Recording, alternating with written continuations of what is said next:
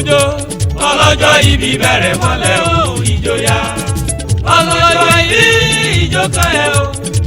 Ọlọ́jọ́ ìbí ìjó kan ẹ̀ o. Ṣé kíá o kó dá wa lóhùn? Àdúpẹ́ lọ́wọ́ bàbá tó dá ẹ sí o.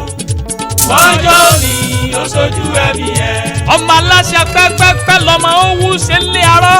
Jẹ́jẹ́ lọ́kọ́ gbó jẹ́jẹ́ làdágbó. Ègún gbódù àwọn kì í kánjú kú. Ọdẹ́yàlé ọmọlọ́lá Olúbùnmi lọ́lá Olódùmarè ò ní kánjú kú. Ìwọ ti sọdún èyí lọ́lá Ọlọ́run kó ṣe èyí tó kọ̀. Ó kú ọdún ọmọ Olúkẹ́ Ìmáṣàyí ọmọ Ajàgìdì àgbà. Ó kú ọdún màmá orí ọ̀fẹ́ Olúwa lọ́fẹ̀. Màmá ọ̀rẹ́ Olúwa lọ́lá Olódùmarè ò ní kánjú kú. Màmá ọ̀rẹ́ Olúwa ọdún ayọ̀ ló máa ṣe lọ́lá Ọlọ́run. Ó kú ọdún aya Ọdẹ́yàlé Daniel. Bọ̀dá mi pàdí mi onínúure. Látàyé alálùmọ́lẹ̀ kó tó dayé alálùyọ. Lọ́lípọ̀pù ìdárẹ́ tó dùn yóò wá ní tán kíákíá.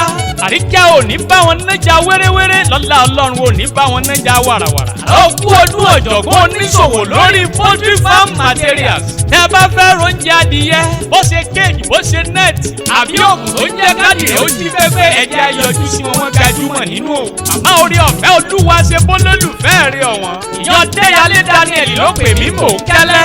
Ọlọ́mọ aláṣẹ wá bá ń kíyàwó mi onínúure. Wá bá ń kọ́mọ lọ́lá mi ọ̀wọ́n. Ẹni ọba mi ò kéèyàn látọ̀run fún mi. Á bá mi golù bá mi dámọ̀ràn tí ò lẹ́lẹ́gbẹ́.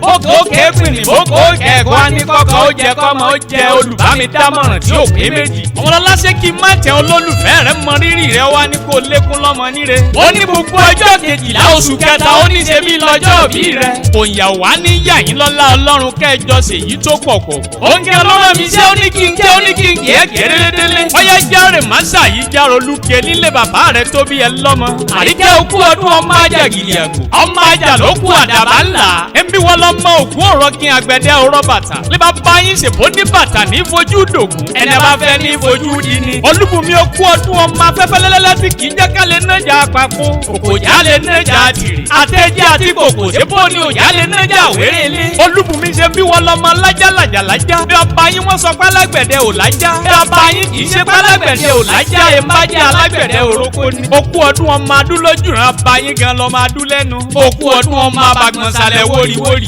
Ọdẹ́yàlé máa ń gbọ́ èrè ní ọba wọn mọ́kọ́ wá èmi náà ní mú ṣubọ̀ lágbẹ̀dẹ. Lílọ́ba yín àgùrúdú bọ̀ lọ́jọ́ ni wọ́n fi ń kí àsábàrí. Èmi bẹ́ẹ̀ sì wọn fún ni wọ́n fi ń kí lógun. Yẹ tó bá dọjọ́ ìjà ẹjẹ́ àjọ bá wọn rọ́yẹ́ sàsábàrí. Tó bá dọjọ́ eré ẹjọ́ bá wọn kí lógun. Àní bá sábàrí ò bá kọjá. Mo ní lógun náà sì ní í kárí. Lọ́kù ọdún ọmọ Onímáṣàyí ọmọ Ajàgìdì àgbò ọmọ Olúkẹ́. Omi bí onírè ní rọkọ́, ìwọ̀fà onírè wọn arọ̀gbàdà. Ìjọba yín ó joyè lágbẹ̀dẹ wọn fọmọ owó jolúwo wọn fẹ́ wìrì jápènà. Ẹ̀mú òtètè dè wọ́n mú ní kẹ́mù ó jẹ Ilésanmí. Ẹ̀mú ọmọ pé Ilésanmí dùjọ ìlọ́lọ́ ọba tó bí yín lọ́mọ. Màmá orí ọ̀fẹ́ Olúwa ọ̀yá tẹ́wọ́ jẹ́ ń súre fún ẹ. Omi ìtọ́ lára ẹja owó ò ní wọ́n ẹ. Ọ̀dà ìtọ́ kì í dá àwọn ọlá ò ní wọ́n ẹ. A ò ní gorí ká tó kálá, a ò ní kù ká tó kákàn. Ìwà ta òṣùwọ̀n gbogbo ayé ló sì ń fẹ́ tata káyé fẹ́ sówó káyé fẹ́ sọ́mọ.